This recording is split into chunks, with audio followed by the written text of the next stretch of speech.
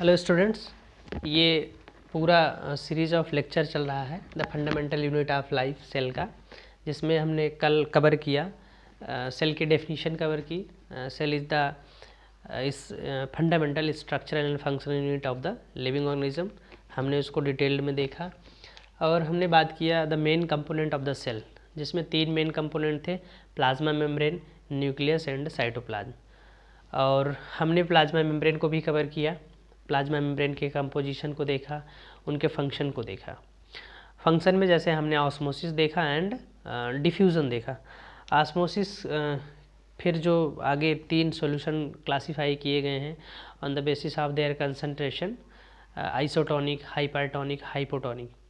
और फिर हमने देखा उनके सेल ऑर्गेनेल्स को, जो मेम्ब्रेन बाउंड सेल ऑर्गेनेल्स हैं, non membrane bound cell organelles हैं। तो सारे के सारे सेल ऑर्गेनेल्स तो मेम्ब्रेन बाउंड ही होते हैं, एक को छोड़ के। मैंने क्वेश्चन पूछा था आपसे, है ना, कि कौन से सेल ऑर्गेनेल्स हैं जिन पे मेम्ब्रेन नहीं होता है, तो आंसर था आपका राइबोसोम है, जो जिस पे सेल ऑर्गेनेल्स नहीं होते हैं। कई लोगों ने सही जवाब दिया है। एक और क्वेश्चन हमने पूछा था कि कौन सा ऐसा सॉल्यूशन था जिसमें, पिछली वीडियो में ये क्वेश्चन था, कौन सा ऐसा सॉल्यूशन है जिसमें सेल डालने पे ना तो सॉइल होती है ना श्रिंकेज होती है। उस सॉल्यूशन को आइसोटोनिक सॉल्यूशन बोलते हैं। इसको आपने डिफाइन करना था, आइसोटोनिक सॉल्यूशन, इसको आपको डिफाइन करना था। तो डेफिनीशन भी कई लोगों की सही है।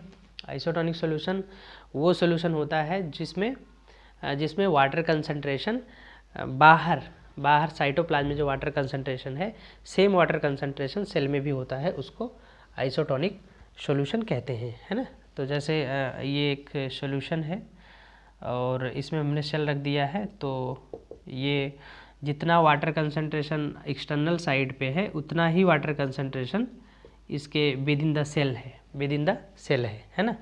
ये आपकी सेल है, तो इसमें ना तो सॉइल होगा और ना ही जो है वो श्रिंकेज होगा। रीज़न यही है कि जितना वाटर इसके अंदर में जा रहा है बाहर से, उतना ही वाटर इसके अंदर से बाहर की तरफ निकल जा रहा है।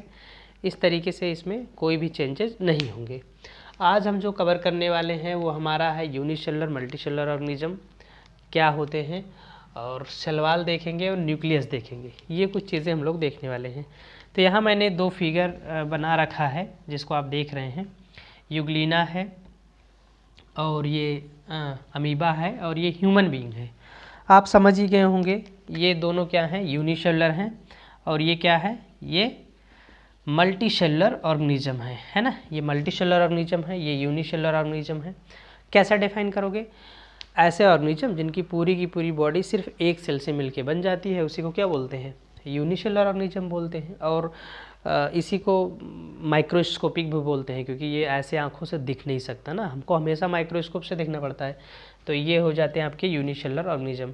यूनिसेलुलर ऑर्गेनिज्म एक एल्गी में भी है जिसका नाम है क्लेमाइडोमोनास।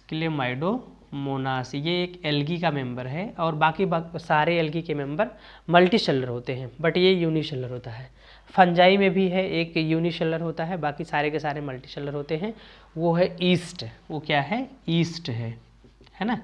बाकी ये जो मेंबर हैं ये आपके मोनेरा प्रोटिस्टा से मिल जाएंगे। मोनेरा में तो बैक्टीरिया आती है, बैक्टीरिया भी क्या हो जाएगी, यूनिसेलुलर ऑर्गेनिज्म हो जाएगी ना।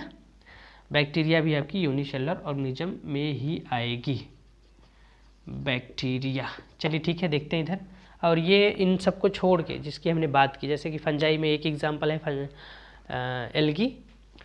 एल्गी का एक एग्जांपल है क्लेमाइडोमोनास, और फंजाई का एग्जांपल है ईस्ट, और आपके बैक्टीरिया हो गए, और ये जो है प्रोटिस्टा के मेंबर। इनको छोड़ के सारे के सारे मल्टीसेलुलर होते हैं, जैसे ह्यूमन, गोट, काऊ, ये हॉर्स, डॉग, ये सब क्या है, ये सब मल्टीसेलुलर है ना। तो डेफिनेशन हमारी कुछ ऐसी हो जाती है कि organism which have single cell in their body is known as unicellular organism, and organism which have more than one cell in their body is known as multicellular organism. Mostly आप multicellular organism को देखेंगे तो आपको tissue, फिर organ बनते हुए, फिर organ system बनते हुए मिलेंगे। ऐसे सिर्फ एग्रीगेशन ऑफ सेल नहीं दिखेगा आपको ना, कुछ ऑर्गेनिजम्स में दिखता है। जैसे कि जो पोरीफेरा के मेंबर हैं वहाँ आपको दिखता है। वो मल्टी सेलुलर हैं बट बिहेव यूनिसेलुलर जैसा करते हैं। तो आगे हम लोग देखेंगे सेल वॉल। अब सेल वॉल देखेंगे तो सेल वॉल किसकी कैरेक्टरिस्टिक प्रॉपर्टी है? प्लांट की कैरेक्टरिस्टिक प्रॉपर्टी है ना। प्लांट में अगर हम एक स्ट्रक्चर बनाना चाहें तो बाहर जो होता है वो सेल वॉल होता है और उसके अंदर आपको मिल जाएगा। तो मैं सेल वॉल का एक स्ट्रक्चर बना रहा हूँ प्लांट सेल का, जिसमें मैं सेल वॉल दिखाऊंगा आपको। ये प्लांट सेल का स्ट्रक्चर हो गया। इसके अंदर ये आउटर साइड पे सेल वॉल ही प्रेजेंट होती है प्लांट में, और इसी के जस्ट इनर साइड में होती है प्लाज्मा मेम्ब्रेन प्लांट में। और एनिमल में क्या देखेंगे? एनिमल में बाहर ही प्लाज्मा मेम्ब्रेन है, बट प्लांट में क्या है? आउटर साइड पे सेल वॉल है, उसके इनर साइड पे क्या है? प्लाज्मा मेम्ब्रेन है। ये आपकी हो जाती है cell wall. This is cell wall and next this is plasma membrane. ये आपकी क्या है? प्लाज्मा मेम्ब्रेन है। इसके अंदर में आपको चीज़ें मिल जाती हैं, जैसे एक बड़ा सा वैक्यूल मिल जाता है, फिर छोटा सा एक साइड में न्यूक्लियस मिल जाता है, बाकी सारे सेल ऑर्गेनल्स आपको मिल जाते हैं। ठीक है, अभी हम उस पर नहीं डिस्कस करने वाले हैं। हमारा मेन टॉपिक है सेल वॉल। तो सेल वॉल क्या है? आउटर साइड पे प्रेजेंट है। पहली बात तो इसका कंपोजिशन अगर हम देखें, कंपोजिशन देखेंगे तो जो प्लांट जो हैं, प्लांट में सारे के सारे जो सेल वॉल बनी होती हैं वो बनी होती हैं सेलुलोज से। किससे बनी होती हैं? सेलुलोज से। प्लांट में सेलुलोज से बनी होती हैं। अगर हम बात करें एल्गी में किससे बनी होती हैं? तो ये काइटिन से बनी होती हैं, है ना। अगर हम बात करें कि जो बैक्टीरिया हैं उसमें कैसे बनी होती हैं, तो बैक्टीरिया में पेप्टाइडोग्लाइकॉन की बनी होती हैं। अब इसमें देखेंगे जैसे सेलुलोज है ना, काइटिन है, पेप्टाइडोग्लाइकॉन है, ये सारे के सारे आप पॉलीसैकेराइड हैं ना, पॉलीसैकेराइड हैं। जैसे सेलुलोज है, आपके लिए शायद नया टर्म हो सकता है। अभी आप ऐसे समझ सकते हैं, जो मोनोसैकेराइड होता है वो मीठा होता है, और वही यूनिट जब बार बार जुड़ जाती हैं तो वो पॉलीसैकेराइड बनाते हैं। तो ये सब पॉलीमर हैं, ये भी ग्लूकोज का पॉलीमर है। काइटिन में भी ये पॉलीसैकेराइड का ही एक पार्ट है। पेप्टाइडोग्लाइकेन भी एक पॉलीमर है। तो ये लोग सेलुलोज जो है एक पॉलीमर है, और वो भी स्ट्रक्चरल पॉलीमर है ना। तो इसकी हमने कंपोजिशन की बात की। अगर हम इसके फंक्शन की बात करें तो ये इसको स्ट्रेंथ देता है ना। इसको क्या देता है? स्ट्रेंथ देता है। फंक्शन की बात करें तो ये इसको मजबूती देता है, स्ट्रेंथ देता है प्लांट को।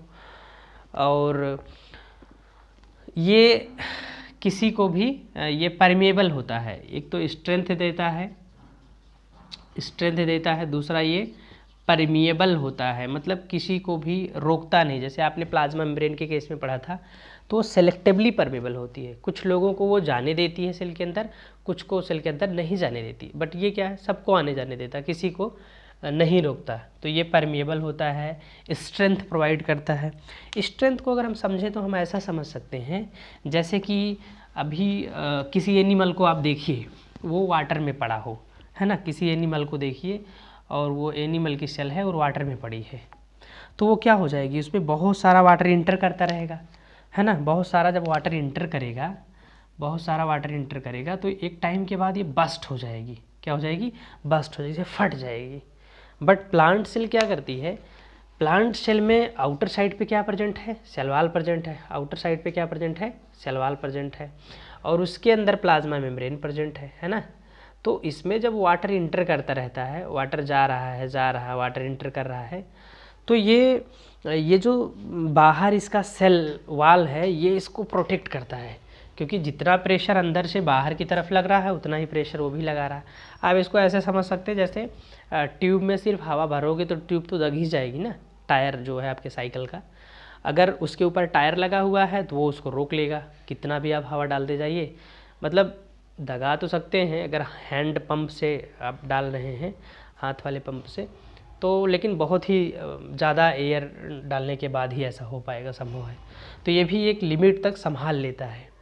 तो कहने का मतलब ये जो प्लांट्स हैं, ये जो प्लांट्स हैं और ये जो बैक्टीरिया हैं, ये जो फंजाई हैं, जिनके पास भी ये सब सेल वॉल प्रेजेंट होती हैं, प्लांट हो गए, बैक्टीरिया हो गए, फंजाई हो गए, ये लोग क्या करते हैं कि कितना भी हाइपोटोनिक सॉल्यूशन हो, कितना भी हाइपोटोनिक हो, मतलब एक लिमिट तक काफ़ी ज़्यादा हाइपोटोनिक सॉल्यूशन में भी ये लोग इसको सरवाइव करने देते हैं, है ना। और अगर यही सेल, यही जो प्लांट की सेल है, अगर हम इसको ऐसे सॉल्यूशन में रख दें, जो सॉल्यूशन कैसा हो, हाइपरटोनिक हो, कैसा सॉल्यूशन हो, हाइपरटोनिक सॉल्यूशन हो, है ना, हाइपरटोनिक सॉल्यूशन हो, और उसी में हम लोग इसको रख दें, तो इसका जो आप वाटर एंट्री करते हुए देख रहे हैं, ये वाटर अब अंदर नहीं जाके कहाँ से आपको क्या दिखेगा, वाटर बाहर आता दिखेगा। ये वाटर क्या हो जाएगा, बाहर आता दिखेगा, है ना। कौन से प्रोसेस के थ्रू, सेल वाल तो जाने ही देगी, प्लाज्मा मेम्ब्रेन सेलेक्ट करती है कि किसको जाने देना किसको नहीं, तो इसको ऑस्मोसिस के थ्रू आपको बाहर जाते हुए दिखेंगे। और जो सेल होगी, जैसे ये सेल है तो इसका जो प्लाज्मा मेम्ब्रेन है काफ़ी सेल वाल के करीब है, तो मैं यहीं बगल में बना दे रहा हूँ। ये जो सेल है और इसका जो प्लाज्मा मेम्ब्रेन है मैं रेड कलर से बना दे रहा हूँ, तो ये सेल वाल से दूर चली जाएगी, ये कुछ इतनी दूर पे आके चली जाएगी, मतलब इसने यहाँ से दूर आके इतना दूर चली आई, यहाँ से यहाँ चली आई, सेल वाल से दूर चली जाती है। और ऐसी ही सेल को क्या बोलते हैं, प्लाज्मोलाइज्ड सेल। क्या बोलते हैं इसको, इसको बोलते हैं प्लाज्मोलाइज्ड सेल बोलते हैं। ऐसे सेल को क्या बोलते हैं, प्लाज्मोलाइज्ड सेल। और ये जो प्रोसेस है, जब किसी सेल को आप कंसनट्रेटेड सॉल्यूशन में रखते हैं और उसका वाटर रिमूव हो रहा होता है और उसकी जो प्लाज्मा मेम्ब्रेन है उस सेल वाल से दूर जा रही होती है, इस प्रोसेस को बोलते हैं प्लाज्मोलाइसिस। अगर इसी का उल्टा आप करेंगे, इसका उल्टा कर दें, आप उसको हाइपोटोनिक सॉल्यूशन में रख देंगे तो वो डीप्लाज्मोलाइसिस हो जाएगा। ये जो घर में पिकल्स बनते हैं, अचार बनते हैं, इसमें जो साल्ट इतना ज़्यादा डाला जाता है, ये इसी कारण डाला जाता है ताकि ये जो उसका सॉल्यूशन है वो हाइपरटोनिक हो जाए ना। और उस पर देखेंगे उसमें ख़राब नहीं होता, वैसे अचार ख़राब नहीं होते जिसमें साल्ट ज़्यादा रहेंगी। अगर आप देखेंगे जो मार्केट का अचार है उसमें ज़्यादा ही नमक रहता है। क्यों, क्योंकि वही रीज़न है, जब उस पर कोई बैक्टीरिया आएगा, कोई फंजाई आएगा तो वो प्लाज्मोलाइज्ड हो जाएगा, उसकी बॉडी से वाटर ही निकल जाएगा, तो वो ग्रो नहीं कर पाएगा। और इस तरीके के जो पिकल्स हैं, जो जैम हैं, जो कंसनट्रेटेड सॉल्यूशन में हैं, वो ख़राब नहीं होंगे। एक तरीके का ये हाइपरटोनिक सॉल्यूशन एक प्रिजर्वेटिव का काम करता है, उसको बचाता है। ठीक है, उम्मीद है आप इसको समझ गए होंगे। आगे हम लोग देखने वाले हैं, अगले न्यूक्लियस देखेंगे। ठीक है, तो इसमें हो गया प्लाज्मोलाइसिस, हमने समझा। एक बार फिर से बता देते हैं प्लाज्मोलाइसिस क्या है। Plasmolysis is a process when a living cell placed in a hypertonic solution, then living cell lose the water by the process of osmosis, and this process known as plasmolysis, and that cell which already lose the water known as plasmolysed cell। एक और ख़ास बात है, इसको ध्यान से आप समझिएगा। ये जो ऑस्मोसिस प्रोसेस है, जो ये इसको प्लाज्मोलाइसिस करा रहा है, या जो कल वाले लेक्चर में हमने जो देखा था इसकी पहली वीडियो में, आप बहुत ध्यान से इसको समझिएगा। ये सिर्फ और सिर्फ लिविंग सेल में ही होती है, जो डेड सेल होती हैं उसमें ऑस्मोसिस प्रोसेस नहीं होता है। सिर्फ कहाँ होता है, लिविंग सेल में होती है। जो ऑस्मोसिस प्रोसेस है वो सिर्फ लिविंग सेल में होती है, डेड में नहीं होती है। तो चलिए हम लोग देखेंगे न्यूक्लियस देखेंगे। न्यूक्लियस जो कि सेल का एक मेन सेल कंपोनेंट है, एक मेन कंपोनेंट में आता है। तो देखेंगे ये सेल है ना, ये क्या है, एक सेल है, एनिमेटेड सेल है। मैं इसका न्यूक्लियस कुछ बड़ा ही बनाने वाला हूँ क्योंकि मुझे समझना ही न्यूक्लियस है, तो हम इसका न्यूक्लियस कुछ बड़ा बनाएंगे। तो ये न्यूक्लियस है, हर सेल में एक न्यूक्लियस कम से कम चाहिए होता है ना। ये न्यूक्लियस की मेम्ब्रेन है, जो कि आप देख रहे हैं मैंने डबल मेम्ब्रेन बनाया है। अगर इस मेम्ब्रेन का भी नाम रखना चाहें तो जैसे नाम तो हो जाएगा न्यूक्लियर मेम्ब्रेन, बट अगर आप और ज़्यादा लिखना चाहें तो बाहर वाले मेम्ब्रेन को बोलेंगे आउटर मेम्ब्रेन और अंदर वाले को बोलेंगे इनर मेम्ब्रेन। ठीक है, इसमें भी कुछ प्लाज्म होते हैं, जैसे कि यहाँ बाहर साइटोप्लाज्म है, तो इस प्लाज्म का नाम हो जाता है न्यूक्लियोप्लाज्म, है ना, न्यूक्लियोप्लाज्म होते हैं। और इसमें थ्रेड लाइक स्ट्रक्चर होता है जो इंटेगल्ड होता है, ऐसे उलझा होता है ना, इंटेगल्ड थ्रेड लाइक स्ट्रक्चर होता है, जिसको क्या बोलते हैं, इसको बोलते हैं हम लोग इसको बोलते हैं क्रोमैटिन फाइबर। क्या बोलते हैं? Chromatin fibre. इसको क्रोमैटिन फाइबर बोलते हैं, है ना, इसको क्रोमैटिन फाइबर बोलते हैं। और यहाँ देखेंगे तो एक कुछ पार्ट है जो बहुत थोड़ा सा डार्क रहेगा और कंडेंस रहेगा, ऐसे थोड़ा सा डार्क रहेगा, कंडेंस रहेगा, इसको बोलते हैं न्यूक्लियोलस। इसको क्या बोलते हैं? न्यूक्लियोलस बोलते हैं, है ना, न्यूक्लियोलस बोलते हैं। अब हम इसके फंक्शन देख लेते हैं, अलग अलग पार्ट के फंक्शन देख लेते हैं। ये जो मेम्ब्रेन है, न्यूक्लियर मेम्ब्रेन, ये न्यूक्लियस के कंटेंट को साइटोप्लाज्म से अलग करके रखता है। दूसरा न्यूक्लियर पोर देखेंगे तो कोई भी चीज़ जो आनी होती है साइटोप्लाज्म से और साइटोप्लाज्म से जो जानी होती है, इस पर डोर होता है, ऐसा नहीं हमेशा ओपन होता है, तो वो एक्सचेंज करने में हेल्प करता है न्यूक्लियर पोर।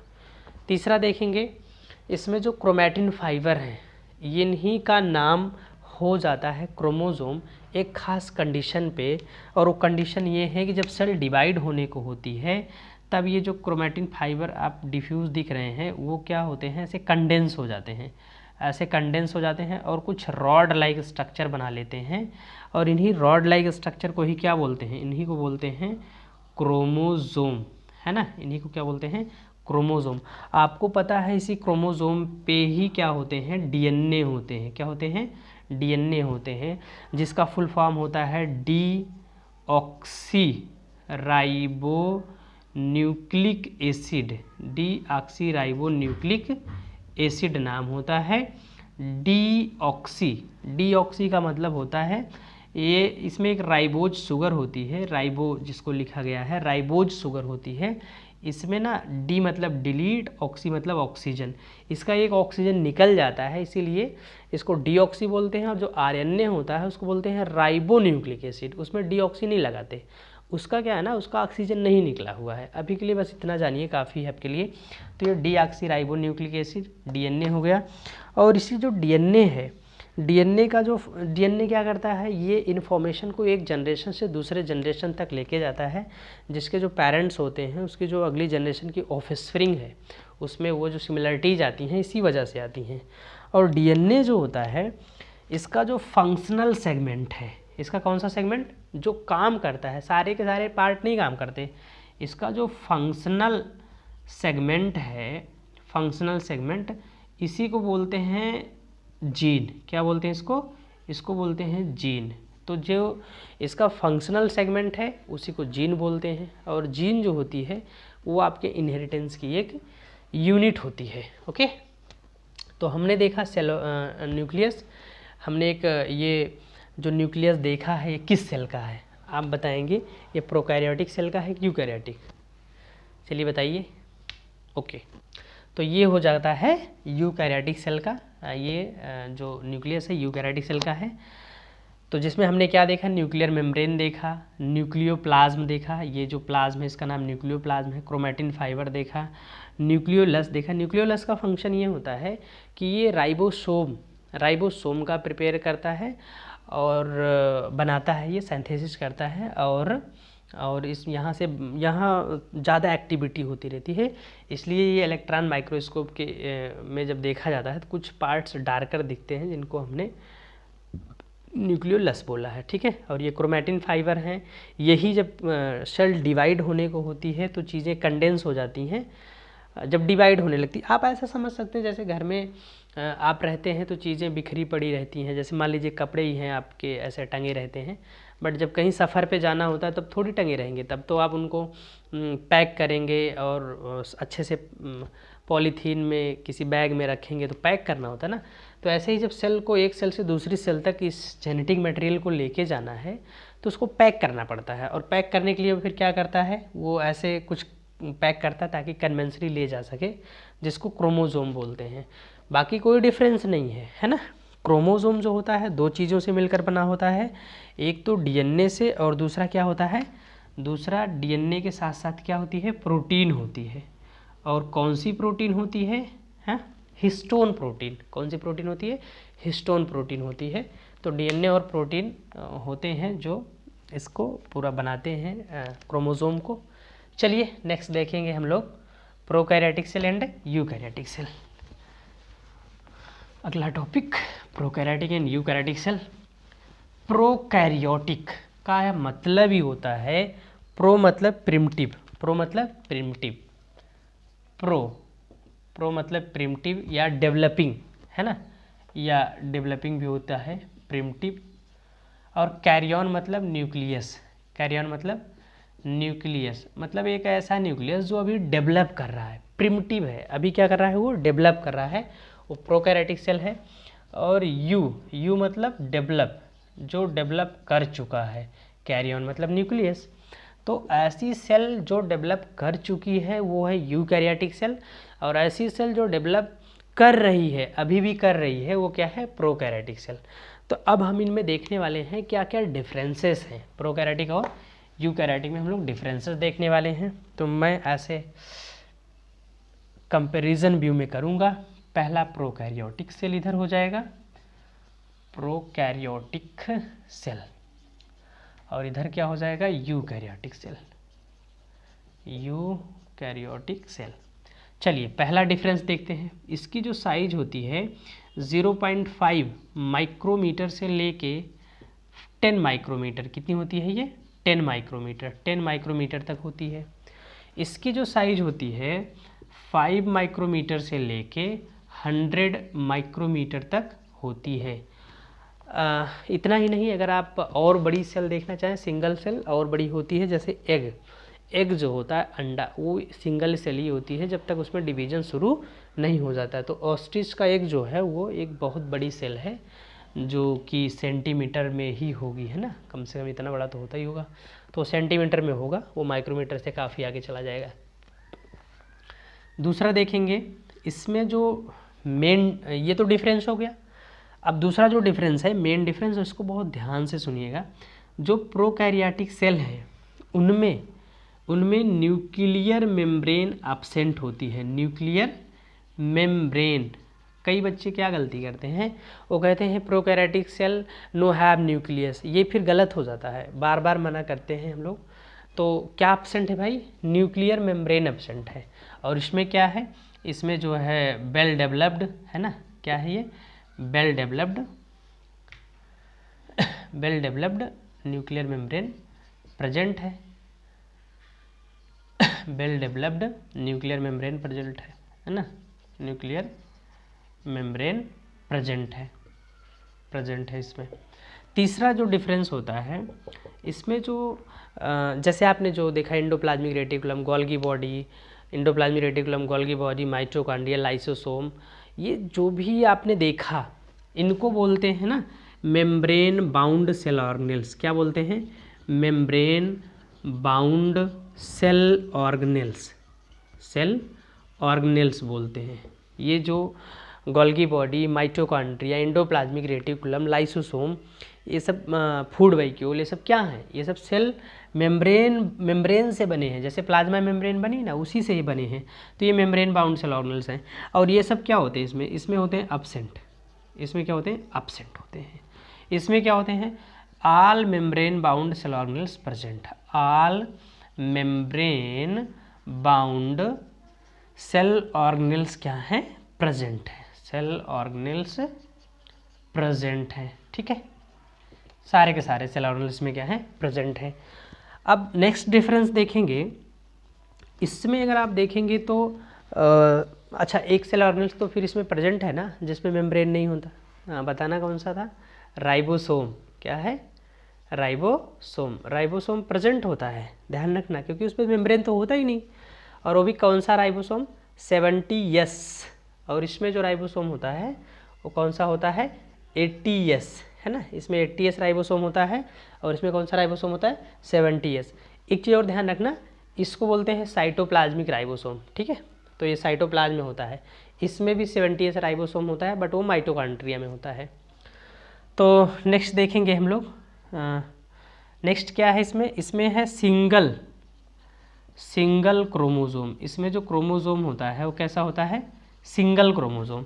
और इसमें क्या होते हैं, मोर देन वन क्रोमोसोम। इसमें ना मोर देन वन क्रोमोसोम इसमें एक से ज़्यादा क्रोमोसोम होता है, किसमें? यूकैरियोट्स में। तो मोर देन 1 क्रोमोसोम होते हैं। अगर आप इसका स्ट्रक्चर बनाना चाहें तो मैं सोच रहा हूँ यहाँ इरेज करके बना दूँ। अगर मैं इसका स्ट्रक्चर बनाना चाहूँ तो कुछ इस तरीके से बनाऊँगा। जैसे मैं एनिमल सेल बनाता हूँ तो एनिमल एक बना लेता हूँ। ये इसका न्यूक्लियस हो जाएगा, ये इसका एंडोप्लाज्मिक रेटिकुलम हो जाएगा, है ना। ये गोल्गी बॉडी हो जाएगी, ये गोल्गी बॉडी हो जाएगी। देखिए सारे मेम्ब्रेन बाउंड सेल ऑर्गेनेल्स हैं, सब के सब ये मेम्ब्रेन से बने हुए हैं, है ना। ये माइटोकॉन्ड्रिया हो जाएगा, ये लाइसोसोम हो जाएगा, राइबोसोम हो जाएगा, और ये साइटोप्लाज्म हो जाएगा, है ना। तो ये एक एनिमल सेल बनाने का मैंने ट्राई किया। और ये इधर क्रोमैटिन फाइबर हो जाएगा, है ना, ये इंटैगल्ड वाला। अगर मैं एक बैक्टीरिया बनाने का ट्राई करूं, देखिए जैसे ये बैक्टीरिया हो गई। अब इसमें मेम्ब्रेन बाउंड सेल ऑर्गेनेल्स तो है नहीं, न्यूक्लियस है उसके पास भी मेम्ब्रेन है नहीं। तो जो न्यूक्लियस है इसका मेम्ब्रेन है ही नहीं, तो ये जो क्रोमैटिन फाइबर हैं ये ही रहता है ना। और इसके पास हिस्टोन प्रोटीन भी नहीं होती है। तो ऐसे में इसके न्यूक्लियस को न्यूक्लियस ना कह के क्या बोलते हैं? न्यूक्लियोइड बोलते हैं। क्या बोलते हैं? न्यूक्लियोइड। इसको क्या बोलते हैं? न्यूक्लियोइड बोलते हैं, ठीक है। और इसके पास साइटोप्लाज्म है।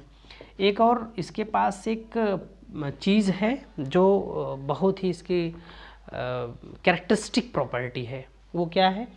जैसे इसकी जो प्लाज्मा मेम्ब्रेन है, क्योंकि इसके पास तो सेल वॉल भी होती है ना, इसकी जो प्लाज्मा मेम्ब्रेन है ये ऐसे अंदर की तरफ फोल्ड होती है।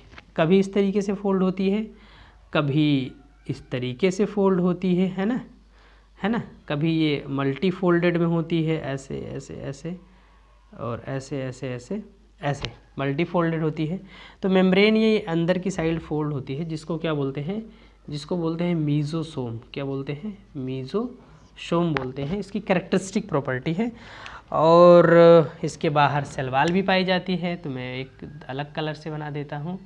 इसके बाहर सेल वॉल भी पाई जाती है ना, जो कि किससे बनी होती है? अभी मैंने बताया था। तो अभी आपकी बारी है, अब आप बताएंगे इसकी सेल वॉल किस चीज़ से बनी होती है, ठीक है। तो इस तरीके से हमने देखा प्रोकैरियोटिक सेल, यूकैरियोटिक सेल, और इस तरह से सीरीज़ ऑफ लेक्चर चल रहा है। ये पूरा चैप्टर इस पे आपका आएगा। इसके बाद टिश्यू चैप्टर भी आएगा। तो अगर अच्छा लगता हो आपको तो लाइक कर दीजिए और सब्सक्राइब भी कर लीजिए, तो कि आगे के जो नोटिफिकेशन है वीडियोज़ हैं आपको टाइम मिलती रहेंगी। Thank you.